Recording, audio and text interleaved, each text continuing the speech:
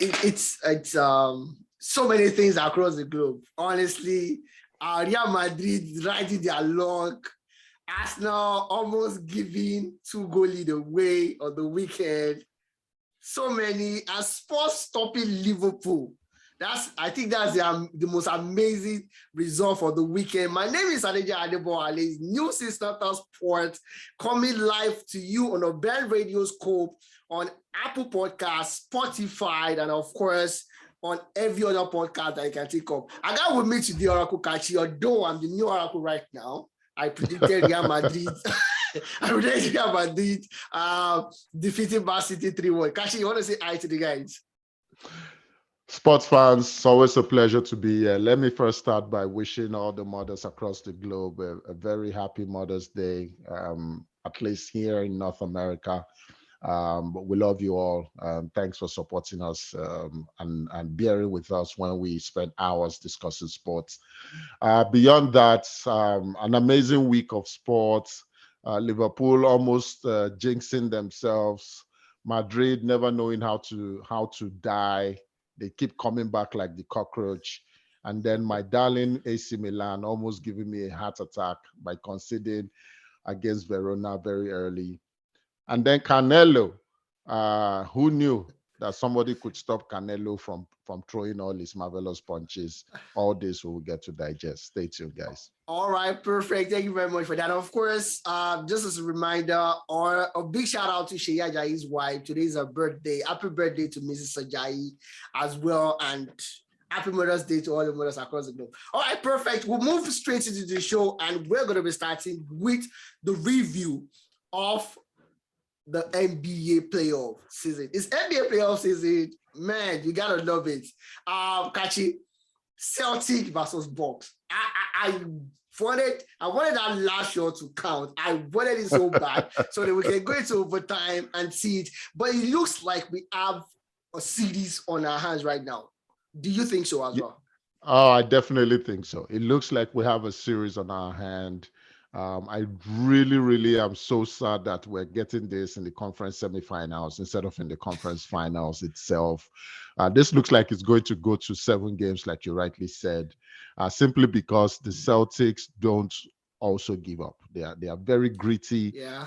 They have their 3 biggest stars, save for this slight slump that Jason Tatum faced in Game 3 over the weekend, but they have their 3 biggest stars in Tatum, Marcus Smart, and Jaylen Brown, firing on all cylinders. Al Horford himself is contributing big time, picking up the slack. Yeah. As much as Giannis has been very dominant, the truth is that the Celtics have also taken away some easy baskets from Giannis due to their trap system and how they've been trying to get him. The only thing that can't stop, that really has made Giannis very dominant, is because of his size and his strength and his power. I really have to say big kudos to them. When I say them, I mean the Bucks, because between Giannis and Bobby Portis and Drew Holiday, they've been picking up the slack that they should have felt due to the absence of their pretty much their number 2 guy, Chris Middleton. That's about between 20 to 25 points not available for the Bucks. Like I told you during our call, our chat in our social media page, I think that if the Bucks also had their 3 biggest stars, it probably won't be this close. Maybe the Bucks win it in 6 instead of potentially going to 7. But you have to, like I said, give kudos to the Celtics. What we saw against the Brooklyn Nets was not a fluke. You have to say so, because since January 2022, Boston Celtics have had the best defense in the NBA. So big kudos to Ime Udoka. It's not always. It's not every time you get to see someone of Nigerian descent coach a team, a marquee team such as the Boston Celtics. But beyond just coaching them, he's bringing proper defensive structure to the team. NBA. Each person knows what they need to do. However, if Jason Tatum shoots as poorly as he did in Game 3, Game 4, then I maybe this series will end in 6, because Six. if the Bucks would pick game 4 back in Milwaukee, maybe we will not see Yeah. a 7-game Okay, series. so I want to ask you a question though before we move to other games. The fact is, how do you stop Giannis? Because honestly, the Celtic did it in 2, trying to stop Giannis by disrupting his elements and how he flows and the rest, and they did it well. They were lucky. They were lucky. I would not say they were lucky. They were intentional about it, and it worked out for them. Game 3, it did not so much. Giannis did what he knows how to do, and he still bullied them. So how do you think they can potentially stop Giannis? I think they're doing a good job right now. It's just that Giannis has been making those tough shots that he did not make in game 2. You know, beyond the current defensive structure that they have, I really don't see any other way you can stop that freak of nature. That man looks like a freight train barging down at you. You either make way or you just get run over. I saw 2 clips, or rather, there were 2 clips that encapsulates what I'm saying, where he did his Euro step, and just by a body check, he threw Jason Tatum it looked like he threw him from Milwaukee back to Boston. The only other thing I think can stop Giannis is if the refs decide to blow the game like a regular season game and call fouls as easily as they call during the regular season. But it's playoff basketball. The teams are allowed to get more physical. The teams are allowed to, so the referee figuratively swallow their whistle and they don't blow calls, even though Giannis thought that some calls went against him. The only other way they can do that, because if the referees if they blow it like the regular season game, Giannis definitely will foul out. And once he fouls out, it's good night, Milwaukee. But in other words, Giannis is unstoppable. I think he's the best player right now in the NBA. He's not carrying himself that way. 100%. 100%. Oh my word. It's such a fun to watch. It's Kachi, just to buttress what you said, sometimes it's just you don't have the marketability, you know. I feel that's what is stopping Giannis, kind of. You know, it's not like he's not marketable, but when you compare him to the other A-listed guy, because he's an A-list basketballer, if you ask me. So comparing him to the other A-listed basketballers, maybe because of the image, that's what is stopping him.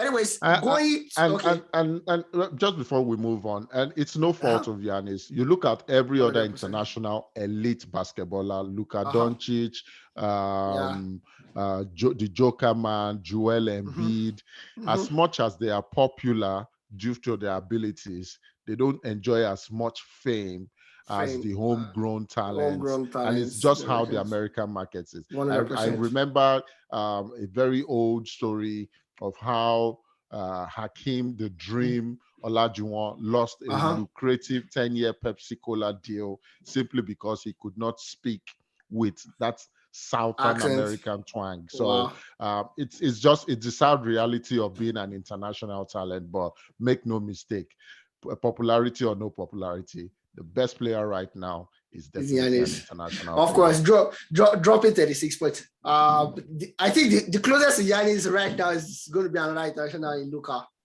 100%. 100%. Anyways, so we thought honestly, and we thought wrong, that the Suns are going to blow away the Dallas Mavericks, and we have a series on our hand. 2-2 is tied right now, if I'm not mistaken, and I'm like, Luka Doncic was a beast. It was a beast game 4.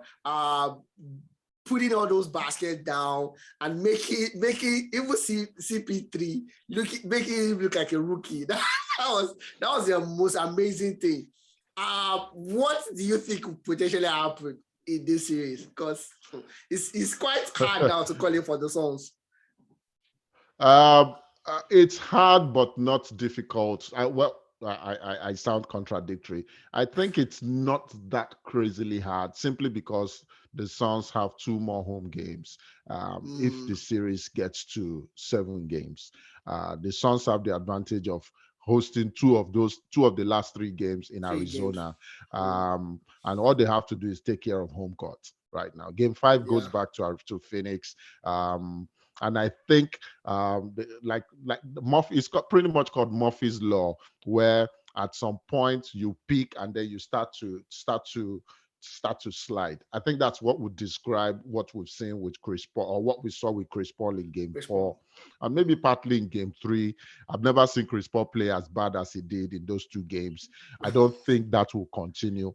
The Suns, Chris Paul had 4 of his 6 personal fouls in the first half alone. So it was by the third quarter he fouled out. Continuous fouling. That is, I don't really think CP3 will do like that again. Secondly, as much as Luka Doncic is so influential, he can't do it all by himself.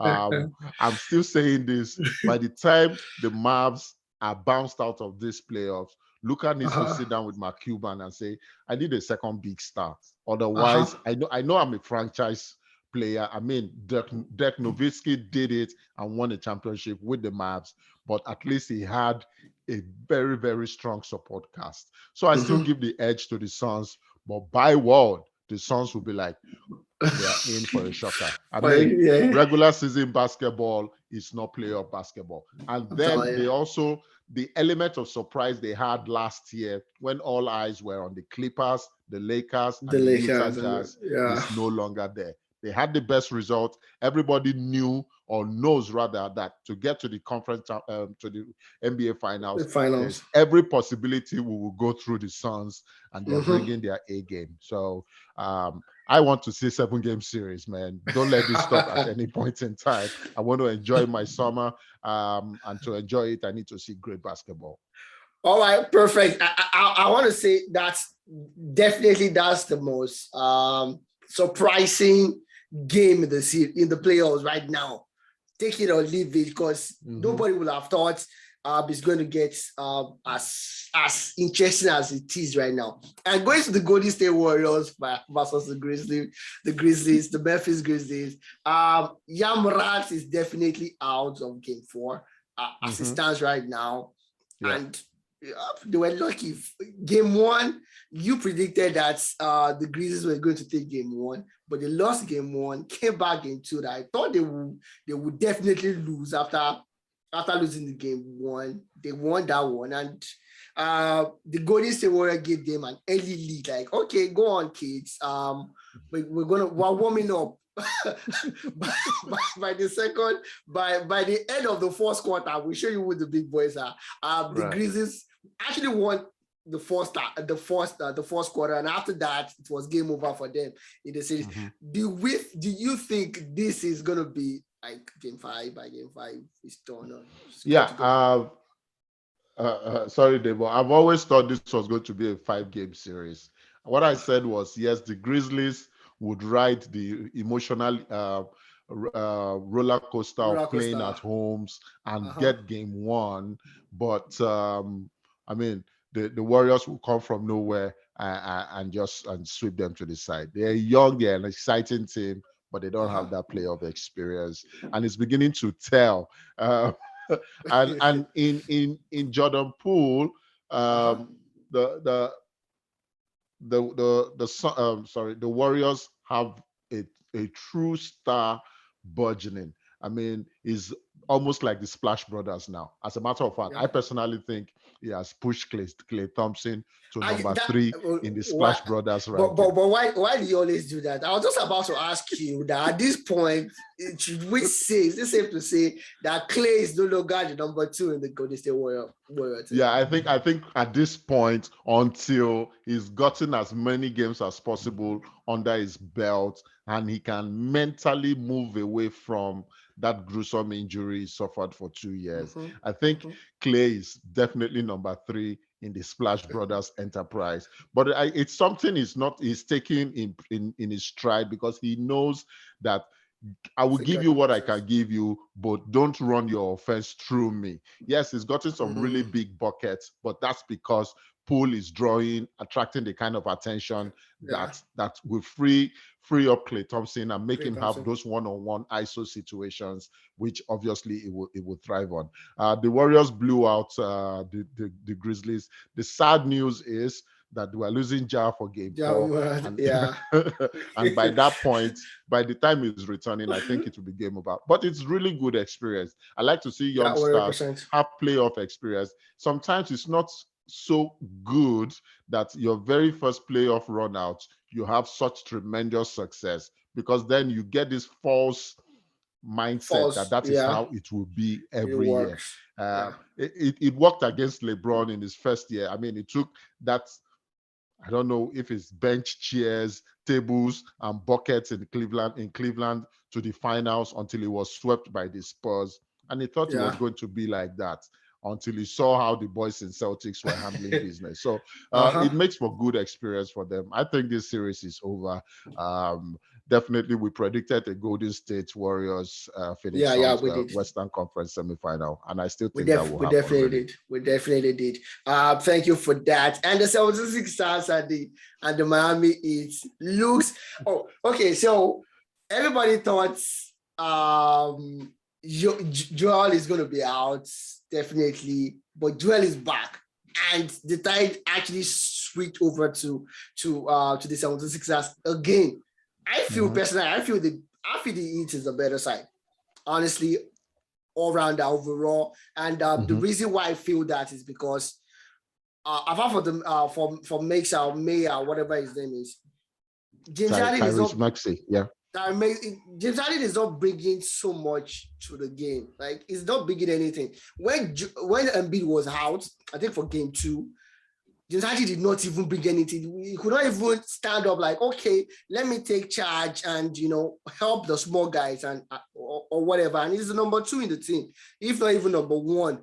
But of course, he's not performing like a number 1. So I'll say a number 2 in the team, and he's not doing that. So I feel overall, if you look at the scoreboard right now, Jimmy Butler is top in the playoffs right now as of today. So I feel personally. But what do you think about this series? Do you think we draw back now? It looks a little bit more balanced, and the Heat will take it out in game 7, or do you think there will be a kind of surprise for us all?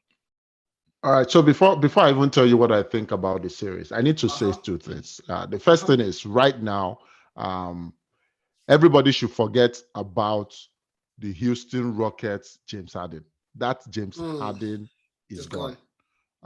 James Harden right now is playing within himself, simply because he's mentally enslaved by the numerous hamstring injuries he's getting. He's no longer explosive, like you rightly said. He can't give you the numbers, like you also rightly said. So let's get that out of the way. Houston Rocket James Harden, where he was back-to-back scoring champion, or winning MVP, or going ISO step back 3, that is gone. Number 2, and I'm trying to correct you, right now, James Harden definitely is not the number 2 in the 76ers. The number 2 person right now belongs to Tyrese Maxey, a second-year young kid who has grown in leaps and bounds. I'm reading a lot of documentary, or a lot of articles about him. I understand that Doc Rivers, I highlighted that this boy is going to be a starter from the first time he took over with the 76ers. That's how much talent he has. It's been a joy to watch. And maybe simply because of Tyrese, I want to see that series get to 7. But I think it ends in 6. And this is why I say so. Game 3, before I even go into the analogy, the most important thing we should realize was the reason why Embiid came back for game 3 was because they know that they could not get the production they needed from James Harden. If they knew James Harden at least could give them 25, 28, or 33 points, they probably would have allowed Embiid stay for one more game. So coming back to that, games 3 was really based on a very hot and consistent Tyrese Maxey, but a much hotter, inconsistent Danny Green. I mean, Danny Green was 7 for 8 from the 3-point line. And we know Danny does not shoot that well every Well, night. So uh-huh. if currently I need to check this the box score right now. I don't know what Danny has, but I don't expect Danny Green to be as hot as he was in game 3. If that is the case, then that means the scoring responsibility falls on only Embiid Embiid. and on Maxi. Now, Embiid will get his because I mean he's Embiid, probably going to be Yeah. the MVP, regular season MVP this year. He's who he is. He's a freak of nature. He's going to get his Yeah. point. Maxi will probably get his own 21 to 26 points. But if the bench players, and I'm talking of Tobias Harris, Danny Green, do not come Come consistently and to chip the in with passive. at least 15 points 15, each, 20 points. um, as good as the Celtics defense has been all through the season, I think the better defense has been the Miami Heat's The defense. Miami. And what's one of the best stories for me is how good and how great Victor Oladipo has been in the playoff. For someone coming through from all those injury scare and all that, Mm-hmm. he's been a great addition to the team, playing his support role, coming from the bench, Yeah. coordinating even in the absence of Kyle Lowry. I don't think Kyle Mm-hmm. Lowry will have as bad a game as he had in game 3. The Miami Heat just have much better weapons Much spread across the spread court, across the courts that I than the think Sound they Sixers. just may finish this. If they split the series, which I expect them to in Philadelphia by taking game 4, I think it's good night. Okay. Right now it sounds at 28 right now. So but it's still a good it's still a good one for them. Yeah, Looking at still it good, still good, but from let's see how it still ends. good for yeah. Let's see how it ends. And of course, that's about it for basketball. And of course, we'll move to the new king. Sorry, did I say king? The new kid on the block, Carlos Alcaraz. The boy is doing wonders. Honestly, Kachi is just a jealous hater, calling the boy word number 9. The boy is 90 years old. And as of last year, Rafa Nadal came out to say the boy is going to take the world by storm in 2 years. And now he did it a year early, sweeping through Rafa himself, Novak, and Alexander Zverev. Honestly, I feel we don't, and I know you and Olali attacked me when I said this couple of weeks back that we don't see this in the female version of tennis. And that was when we coined the word dominance and of Consistent and course not dominant. consistency. Yes. But what are we expecting from this kid? It's Clay, like you rightly said during our production call. The Spanish love Clay, but this boy, I think he goes beyond just Clay, and it could potentially be a weapon of mass destruction. In the joining Alexander Zverev, Tsitsipas, and the rest in the male version. What do you think? Or how excited should we be for this boy? I am excited, and I don't want you to call me a hater. I truly am excited about Carlos Alcaraz. I like the fact that he went through because and we'll get to soccer later. We'll discuss Madrid in the Champions League, but there's nothing as beating the biggest guys in your circuit to win your first major title, so to speak. Exciting times. I hope that in 2 years' time, he's also won at least one Grand Slam to his name. But like I told you, he's not a kid from out of the blues. I mean, his ATP ranking is number 9. That's So why. everybody, That's why I say yeah. the world knows he's good. The world, even the regulators of the sport of tennis know this is one of the top 10 players we have right In the now. world. And also, Yeah. like I said, the standard is if you're coming from Spain and you are that good at age 19, you should be winning your first Grand Slam. Because at age 19, pardon me, Rafa Nadal Rafa already won Nadal, his first of French 13, Open. 13 Grand Slams, French Open. So the sky is indeed his limit, but the standard has been set. So, and I don't want to put unnecessary pressure on him so that On the it goes pocket. in, does what it needs to do, and then we get to enjoy it as pleasurable viewers. But amazing way to win the Madrid Open. Embarrassing Zverev in the finals, going all the way tie break with what's his name, the top seed Novak Top seed. Djokovic, Yeah. and beating his childhood hero in the quarterfinals. So yeah, it was fun to watch. But like I said, and let me say it for the African listeners, we don't see him before. It's not blazing new trail. He just needs to keep up the standard. Yes, call me a hater. Just to chip in one thing else, this boy is being coached by Juan Carlos Ferrero, which shows, yeah, he's being coached by Juan Carlos Ferrero. 4 titles already in his kitty. This year, he has won 4 titles, and currently he has five titles overall, having already bagged over $5 million in prize money across his young career. So that is not a surprise, Debo. That's not a surprise anymore. That means I'm saying he's not a surprise element anymore. Of course, yeah. The highs are on him right now, and he cannot show us like, oh, I'm the new kid on the block, like that again. Not after this exploit, defeating Novak, Ferreira, Rafa, and Zverev, all within 1 week. That's a hit maker and history maker. It really is impressive. Don't forget whatever I'm saying here. That is not a mean feat to achieve. It's not. And of course, boxing, Canelo was defeated by Bivol.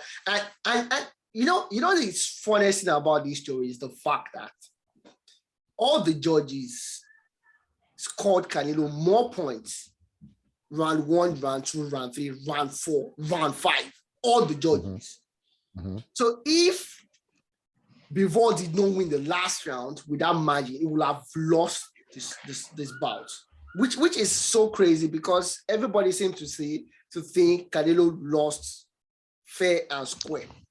Yeah, and now there's more challenges to the judging style in boxing. People are like, okay, we don't feel comfortable with this judging style anymore.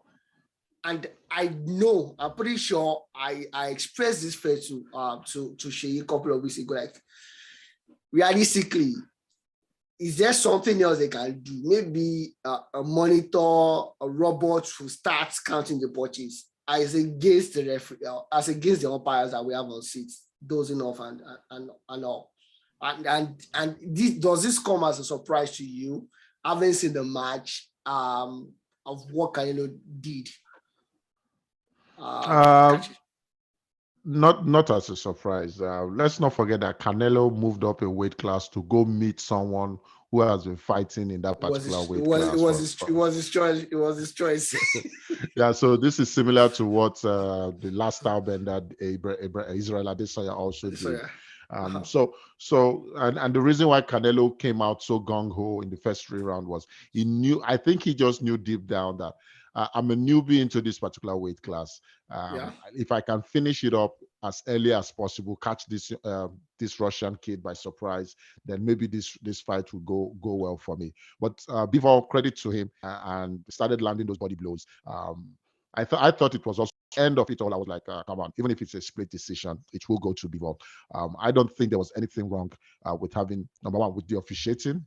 Number 2, even for the future, I don't expect, or rather, let me not say expect, I would rather want us to retain that human element, because that's what gives us debates like this to have. We've seen the reception VAR has received globally. Even though we know it's automated, there's still a lot of debates, and people are like, oh, technology is not solving the problem. But if it's pure human error, we can go with the fact that yes, humans make error and we enjoy it. But back to the fight. I mean, even people who are boxing aficionados, and Sheyi, we miss you. Big shout out to you here, Sheyi and Olayinka.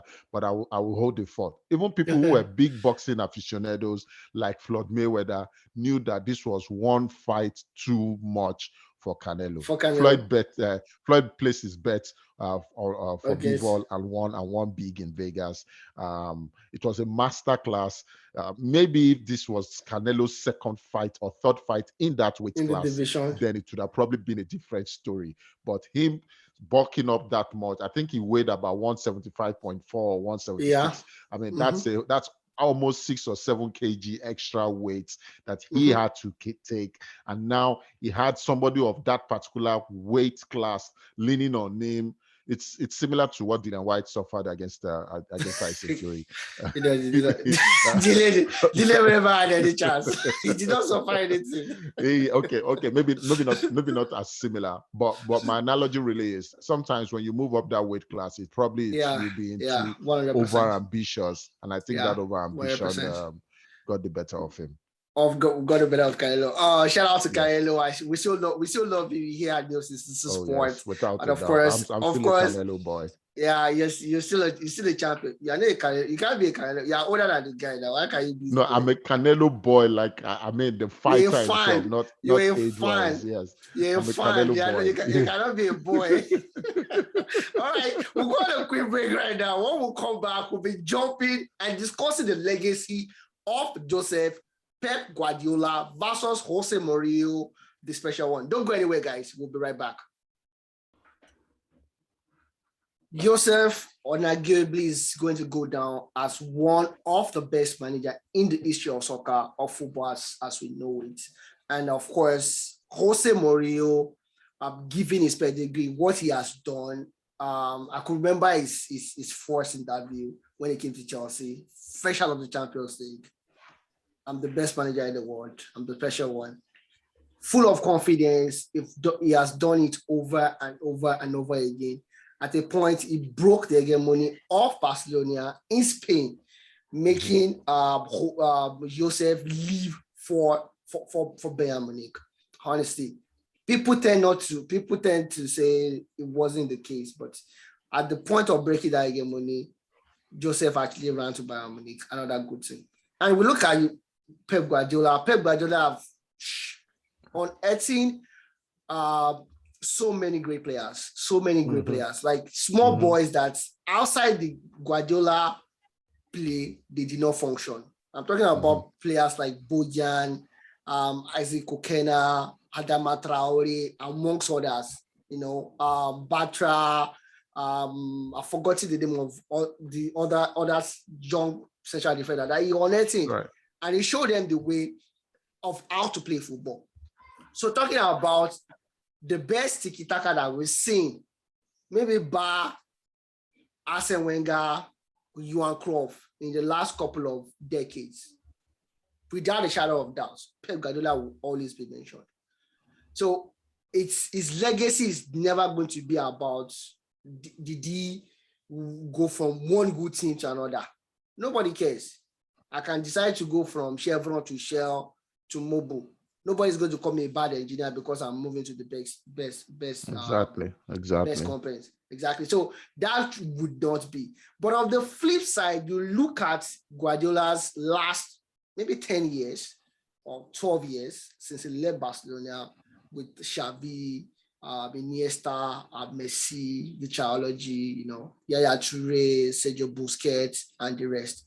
And he could not do it. He could not replicate the Champions League form. Success. Thank you very much for that word. He could not. He tried. He could not.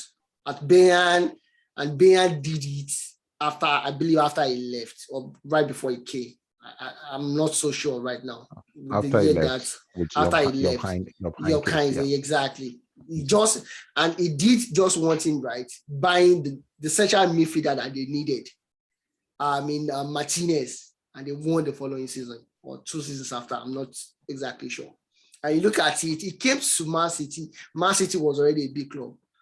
Manuel Pellegrini already put them on the right path, coming down from Roberto Mancini, winning them their first FA Cup in like 50 years or more, going to league, winning the league from Manchester United. Then Manuel Pellegrini came as well. And Pep Guardiola has spent over 1 billion euros since he came to City. He has won the league, no doubt about it, but he could not replicate it. And on the flip side, you look at Jose Mourinho.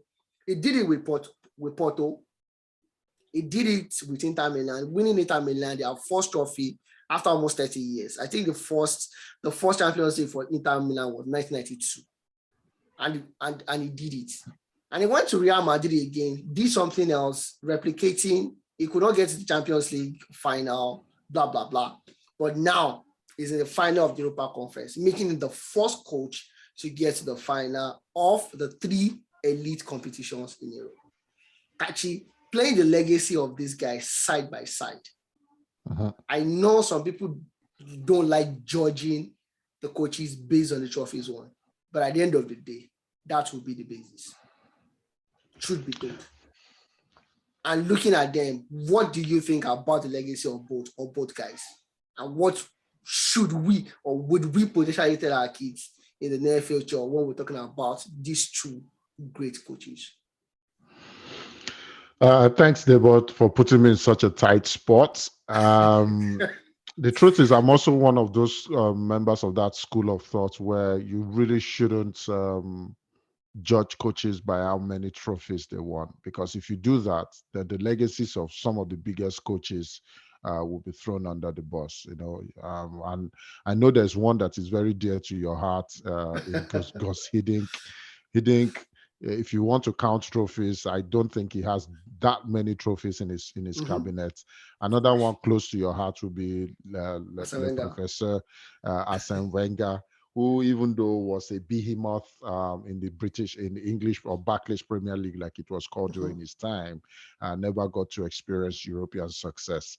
But these are 2 people, just 2 out of several people I could mention, that not only changed the game, but also have developed a lot of new coaches. I mean, they have a very wide coaching tree. People who will tell you they learned under Gus Hiddink, learned under Wenger, and they are here coaching their own team, imprinting their own philosophy as well. I think that's really the case of Pep and Jose, 2 totally different set of personalities, but 2 totally successful set of human beings as well. Yes, I think if there's any edge, if you want me to compare who has a better legacy, I guess the only edge Mourinho has was Mourinho was able to wear out Pep Guardiola. Guardiola literally said, "I'm leaving because I am worn out." I mean, you hardly hear coaches say that. They tell you, oh, they want to take a sabbatical and don't give you the reason why they are taking the sabbatical. So appreciation for Pep's honesty. But coming back to their philosophy, I don't think we really have any coach or anybody come out to say, I learned under Jose Mourinho, because Jose Mourinho is filled with his own ego, has always thought he was the best. I don't think there's anyone. Kachi, that's a lie. That's a lie. We have Will Ferraz, we have Brendan Rodgers. Kachi, no. Brendan Rodgers is not from a Mourinho coaching tree. Please He was his assistant at Chelsea. Do not give. No. Andre Villaboas of formerly of Olympic Marseille as well. Now, right? Where's Villas-Boas right now? I think he's in Russia, if I'm not mistaken. Okay, it really doesn't matter where he is. But my point really is that the people coming out from Jose Mourinho's coaching tree, how do I put it? It's like seeing somebody who is your father, maybe not doing so well, a miscreant and in the neighborhood, and you are not proud to say, that's the man I come from. Everybody you have called coming from Mourinho's coaching tree do not play like a Mourinho's coached team. We know how Mourinho sets up his team. Very physical, us against the world mentality, big, strong, able to dominate possession and play stifling football. Brendan Rodgers doesn't play that. AVB came and wanted to totally overhaul what Chelsea was doing. He went to Spurs, also wanted to overhaul everything that he met on ground. But with Pep, and I'm not saying Pep also has a lot of coaching trees. I guess the 2 biggest success we can say is Mikel Arteta and Xavi right now with his own brand of Xavi football. No, what about Ten Hag's? 1, 10, 2, 10, 3, 10. Maybe Ten Hag. Okay, we can also say Ten Hag. So these guys technically have passed down legacy to other people, even though they switched how they are implementing whatever they learned from these guys, from from both Pep and also from Mourinho. Now, as much as I've tried to avoid it, I'm going to come back to it. Trophies. Everywhere Mourinho has gone, bar Spurs, Sports. he has won. Sports is Whether you bad like though. his brand of football or not. Or No, not. I think if they have left him to coach that final in Spurs against City, he will not play the best football. He will not. I assure you, it will be boring to watch, but he would get them to penalties or probably get a smash and grab goal, and he would have won that cup. It's just thank, who thank God Mourinho you did is. not stay. Yeah, Mourinho is built and wired to win. He wins Those at kind of all games. costs. Um, he's better suited towards cup competition, whether we want to admit it or not. For Pep Guardiola, is very charismatic, but I think he doesn't really keep things simple, and that's really one slight edge I will give to Mourinho. I personally enjoy Pep's brand of football, but it Mhm. gets so good that it gets so boring. Bad. I don't know if you understand what I'm saying. Like Yeah, one a hundred team percent. becomes so good that you already know 100%. the outcome of the game before they even play You it. played the game. But a Mourinho coach team, you see the flaw, you see the personality of the coach in the team. So you know they are flawed, but they are just so beautifully flawed. They own their flaw, they own their insecurity. They tell you this is who we are. We are not going to mask it. I'm not going to be a nice guy to you. I'm not trying to make you like me. I'm just trying to win. Pep wants you to like him. You know, very recently he came out to say everybody was rooting for Liverpool to win the Premier League. A coach really shouldn't be telling us that. It tells me Yeah, Pep wants, the world to like him. to like I him. think that's really his biggest fault. That reminds me so much of Arsene Wenger. Wenger wanted the world to like him. Sir Alex did not care about that. So sometimes you need that cutthroat nature. Mm. But all this is subjective. This is my thought. It takes nothing away from how The success of brilliant some, both but of them have been. I'm only saying there are many ways to get home, and both of them have taken different paths. When in the future, when we now get to speak to our kids, depending on which club you support and whether they have coached any of the clubs you support, you might paint each of them in different light. It will be different lights. subjective. It will forever be subjective. Okay, all right, perfect. Thank you very much for that wonderful analysis. Mourinho did pretty well, and you can't take anything away from Jose Guardiola, even though he spends money like there's no tomorrow. Oh But boy. Yeah, but it's what it is. If your father is a billionaire, I mean, pretty much this is the case. If your father is a billionaire, you can't say because you want to be humble, you you're use not the going to spend the train, money. you use Yeah, the train to go you're not to going to drive school your Ferrari. when there's a chauffeur that can drive you in a Rolls Royce to school. It's pretty much what it is. All right, perfect. Thank you very much for that. And Real Madrid actually defeated, because I know it's a little bit stale, but we still need to gloss over it. What Madrid did on that night was exceptional. But I keep telling anybody that cares to listen that Madrid are riding their luck. They are. Thanks to Mendy and Courtois, we wouldn't have gotten that far in that game, But what Madrid did, Kachi, can you honestly tell me that Madrid are not the favorite for the Champions League? They're not the best. I'm not saying they're the best team, but don't you think they're going to be the favorite for the Champions League final? No, I don't think they're the favorites. But like you said, I also don't think they cannot win it. This also buttresses what I've been saying about Pep in the fact that, I mean, he counts his eggs before they are hatched. Uh, I mean, he already was looking towards the Premier League running. He took out everybody at the time when Ancelotti was bringing in fresher bloods Fresh in bronze. Camavinga, in Rodrigo, Rodrigo.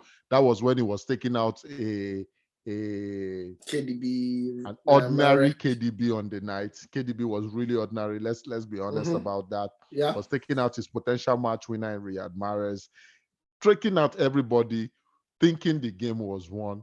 But if he had remembered, if he was a student of history, he should have remembered that in this same season, this same tournament, Madrid had come back from the dead on 2 occasions against the bigger team. Or I 3, think Madrid as a matter of fact. Now, if you count them now, they are 3, no, right? No, I'm talking. No, if you count that, was going to be 4. What they did at Etihad, they were supposed to lose like 6-1 at Etihad. Exactly. So if you count the first leg, count the first leg at the Etihad as well, I think Madrid is the better tested team out of the 2 finalists. They've gone through the worst to get there. There was no time and there was no game this season that Liverpool played where Liverpool was not overwhelming favorites. They were favorites to come out and top their group. They were favorites to beat Benfica. They were favorites to beat Villarreal, even though they almost bottled it in the second leg. Madrid went through the round of 16, the quarterfinals, the semifinals, and they were not favorites in any of them. They were not favorites against PSG, not against Chelsea as well. And they came out on skates. On each of those occasions, you predicted Madrid was going to lose. Yes, I told you on the second leg that my heart really wants Madrid to win. I thought it was going to be 3-2 Madrid, and that it would get 2-1 Madrid regular time. It would get to extra time and penalties, because I predicted a Madrid win, but I was speaking from my heart. I definitely qualified it, or this was my heart's desire, not what logic is telling me right now. So logic also tells me right now that Liverpool is maybe not clear favorites, but definitely favorite. I would probably say for 51-49 to Liverpool, especially because right now I think the Premier League is gone. They can also stop hoping for a quadruple and focus on getting the big one. But I definitely think Madrid would win, even though Liverpool is the favorite. Actually, I know I'm going to say something crazy right now, but if Liverpool wants to win the final, Mo Salah should not start. Why do you say so? If Mo starts, it's not sure for them. So who plays from the right? I'm going to play exactly. I want to play Yogoyota through the middle, and I would never play Naby Keita. I would rather play either of Thiago Fabio with James Milner or Jordan Henderson. Yeah. Okay. All right. I don't know what Klopp will come up with, but he should be careful.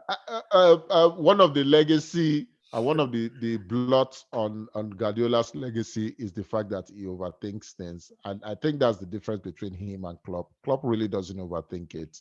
What just happens is he plays a formation, which is I will press you till you give up. It's not going to change. Even it's going to be 4-3-3. It's going to be 4-3-3, and I'm just going to come non-stop at you. Pep tends to overthink things, and he really, through his overthinking, has complicated easily winnable games. He has turned them into unexplainable losses. Okay. All right. Perfect. Thank you very much for that. And of course, Lewandowski is in a stalemate right now concerning his contract with Bayern Munich. We don't know where Lewa is going to be next season, and that's a major headache for everybody. Do you think he's going to go to Man City, Madrid, go back to Poland, come to Manchester United, or where do you think he's probably going to end up? I think Lewandowski will form the next batch of Galacticos that will play wearing the all white of Madrid. I think he's definitely moving to. So you are saying Louis will probably move to Madrid, but that would be difficult because Benz is not going anywhere soon. Yes, he's not going anywhere soon, but I don't think Benzema will play as inspired a football as he has played this season, especially if he gets to win the Ballon d'Or. And it's Madrid. Florentino Perez, as much as he likes you, after a certain age, he really wants to get the next big thing in. Benzema has been a good supporter, but if Perez could do what he did to Iker Casillas, what he did to Raúl González, I think Benzema also is reading the handwriting on the wall. He's there to groom the next generation of superstars one more year, while the new guys like Lewandowski and Mbappe come in, and that's it. So I really think Lewandowski plays for Madrid, really, in my opinion. Okay. All right. Perfect. Thank you very much for that. And that'll be some fun fun action to see, honestly, if you ask me. And I'll move into the Europa League. A big shout out to the industry of Rangers coming back to defeat RB Leipzig 3-1 and Frankfurt defeating West Ham as well 1-0. Frankfurt back in the Major League after 50 years to the final, to an European final for after a very long time. What do you foresee will happen between Frankfurt and Rangers come May the 18th? I actually said it during the prediction of the Frankfurt game that I think this tournament is Frankfurt to win. I still stand by it, but that's not to take anything away from what Rangers has been able to achieve. Amazing continuation from where Steven Gerrard stopped by Giovanni Van Bronckhorst's team. They rode the 12th man in Ibrox. So I've always said that crowd in Ibrox is like a player. The crowd, they are just like an extra player on the pitch. They are not going to have that. It will be evenly split between the entrant Frankfurt fans and the Rangers fan. I think Frankfurt plays a better brand of football. They are more cerebral. 100%. I still give them the slight edge. Will I be surprised if Rangers win it? Maybe, possibly. I really don't think that. But will I think they don't deserve it? No, I will not say so. If you get to the final, you definitely deserve to win the tournament. But I just think Frankfurt wins this. All right, perfect. And of course, Feyenoord head Marseille to a new draw away from home to qualify for the Europa Conference final. And Roma defeated, thanks to Tamir Abraham, defeated Leicester City 1-0. So it's going to be Jose Mourinho versus Feyenoord.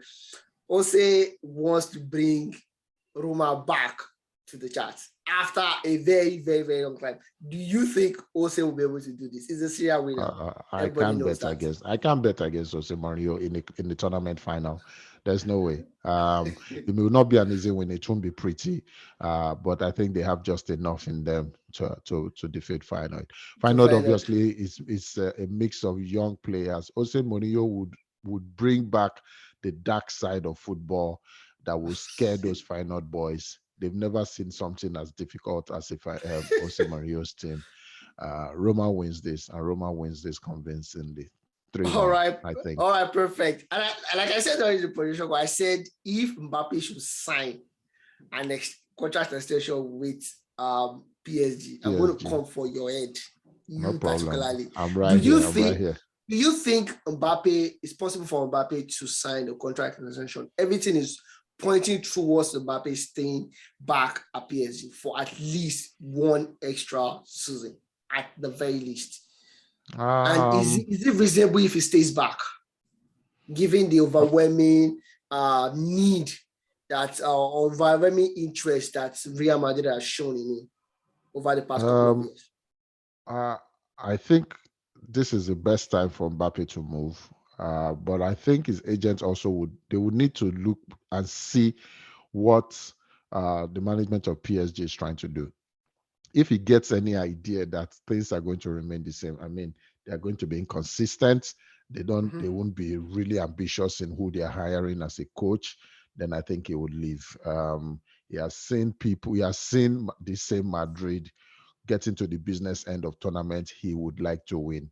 That alone will let him know maybe it's time to move.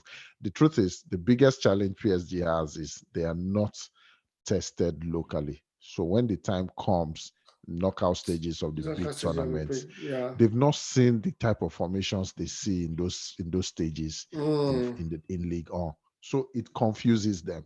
They are playing against teams that reverence them, teams that want to change jerseys, change shirts during halftime. But business and nobody's looking at your face in the Champions League. I think this is the time. If he doesn't leave now, that means Madrid has to pay a sign-off fee.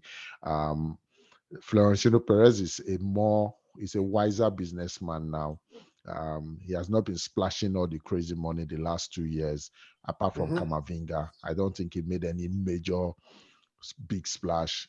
David Alaba came in on a free, apart Yeah. from David Alaba, so um, he's going to let this guy know, instead of me to give that money to your club, So let's work it towards what let's we will pay pay 20 you, million and every year. he's going to come. So I'm waiting to also come back at you when he signs when he signs the 2 year and 1 year option with Real Madrid. With Real Madrid. All right, perfect. And in the Premier League, Arsenal defeated Leeds United 2-1, and Nketiah scoring 2 goals. Kachi, I know most people don't like to answer this question.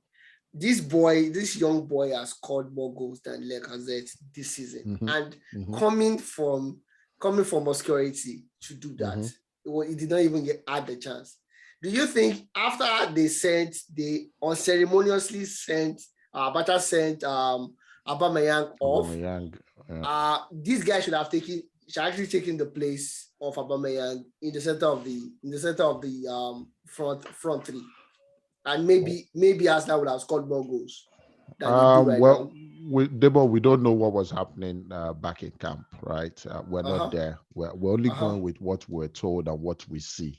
Uh-huh. He probably wasn't ready mentally to take that. That was probably when he was having his contract negotiation discussion that did not go well, for us to now hear that he wants to leave, Uh-huh. So hindsight is 2020. It's easy for us to say, no, based on how he's performing now, he should Yeah. have been the one taking the reins instead of Uh-huh. Lacazette.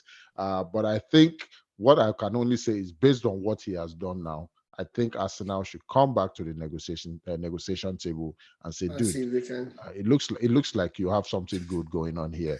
Let's just add an extra 50,000 to what you're earning. The boy wants to play regularly. We know he also wants to earn. Lacazette is not getting any younger. If they He's can leaving. sell You that already said idea, he's leaving. yeah. So if they can sell that idea to him that Lacazette is leaving, you can lead the line here. Martin Odegaard will probably be our captain. Let's make this another young, exciting team, and let's all grow together. But it's easy for us to sit where we are now and say, "Oh, he should have been given the rein," but we don't have all the facts.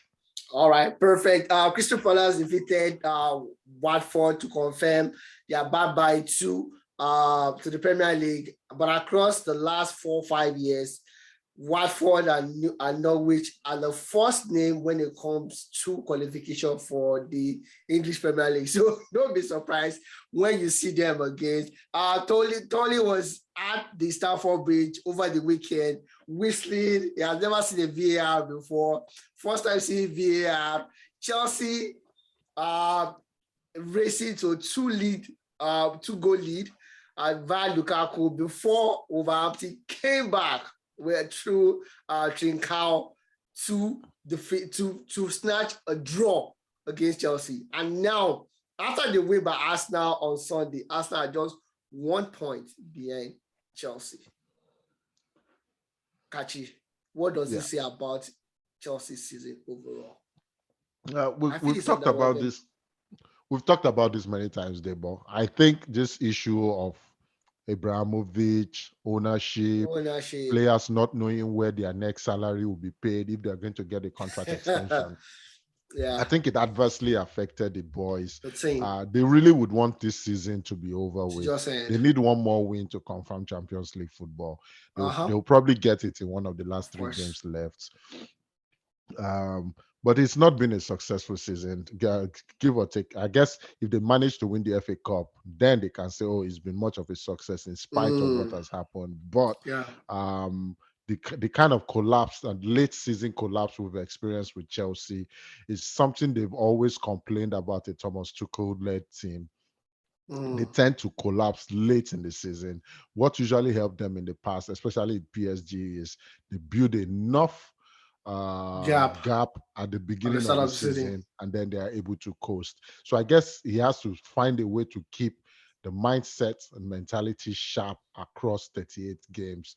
It's a big lesson for him, but I also want to give them the benefit of the doubt. When you don't know whether your father's house will be sold, or even if you can still sleep in the house from next month, it becomes something of a distraction, and I think they were distracted. All right, perfect. And of course, Brentford defeated Southampton 3-0. Aston Villa defeated Burnley away from home 3-1. Uh, Brighton at home killed Manchester United 4-0. Akachi, everybody seemed to be talking about that Ronaldo smile or laughter Mm-hmm. after the third goal. Like, Mm-hmm. what am I doing here? Should we Yeah, blame yeah. Ronaldo? Should we blame Ronaldo for laughing at that point? Or is it No. just a natural, a natural, a natural reaction given Yeah, to yeah. how poor United were overall Yes, over the pitch? yes. Yes, it's a natural reaction. I mean, this same Ronaldo you're talking about played with Roy Keane. He would look to Uh-huh. his left, he would see Paul Scholes. He would look to his right, he would see Roy Keane. Yeah, yeah, Gary Neville gigs. at some point. There's a Uh-huh. Giggs somewhere. A Matic. I'm not sure. I can't remember if he played with Matic, but I can't remember. A Carlos Tevez that would fight Yeah. and get in When goals from anywhere. Rooney Wayne in Rooney. some park. And then he's playing with this bunch of players wearing the same red that they were proud to wear then. It's enough to, when you can't cry, you start to laugh. Smart. So it has gotten to a point where he can't cry anymore. It will just become a laugh. I'll be surprised if he stays. It's if he's no longer ambitious, then he will stay. But if he still has ambition, he will probably go back to Porto or maybe PSG. I don't know. But it All would be right. nice to see Ronaldo. Now that I think about it, it would be nice to see Ronaldo and In Messi Milan. play for the same team. But that would only happen if Mbappe leaves for Madrid. Okay, all right, perfect. Liverpool disappointingly they drew 1-1 against Spurs. Club complaining bitterly about the brand of football Spurs plays. I'm wondering what clubs expect with his array of stars. Spurs should play the normal game with him so that they can be defeated like 5-0, right? They played a 1-1 draw against Spurs. Son getting on the scorer chart. Everton coming back from the dead potentially defeated Leicester City away from home 2-1. Norwich tends to cruise different a forgettable night for Crew, actually. West Ham defeated them 4-0. Arsenal defeated Leeds United 2-1.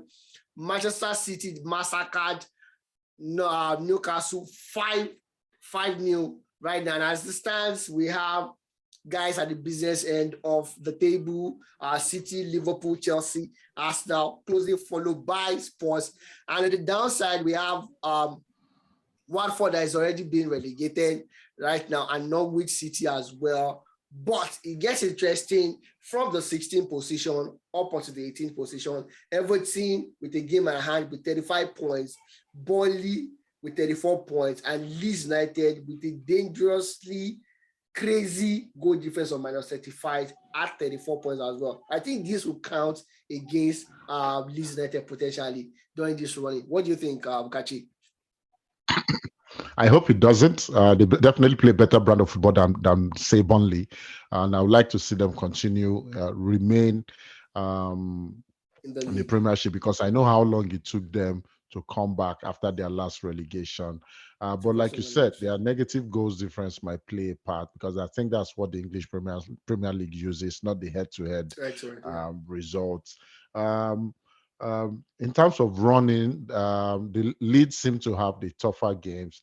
I think they Yeah, have Brighton, they have Chelsea midweek, Chelsea. and then they finish the season with us. I think either Aston Villa or I can't remember who now. Aston But Villa, yeah. compared to the rest, they have the tougher round of set of games left.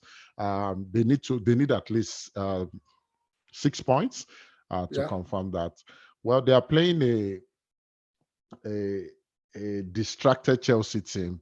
They may do a smash and grab there and get a win right now. I'm not saying they will, they may, uh, but I That'll think be a bad between one. them and Everton, who, if I had to choose who I want to remain, I'll probably choose Everton simply because of that sentiment. There's more Nigerians have played for Everton than I've even seen represent Leeds United. So, Yeah. and I want to see the Merseyside derby continue in the league. But yeah, it's looking like it's almost good night for Leeds simply because Marcelo Bielsa's brand of football could Does not be not work this sustained season. 2 seasons Yeah. in a row. Yeah. Yeah, of course. And Napoli defeated Torino 1-0. Sassuolo played a 1-1 draw against Udinese. Lazio defeated Sampdoria 2-0. Atlanta defeated Spezia away from home 3-1. Venezia defeated Bologna 4-3. Nitana played a 1-1 draw against Cagliari.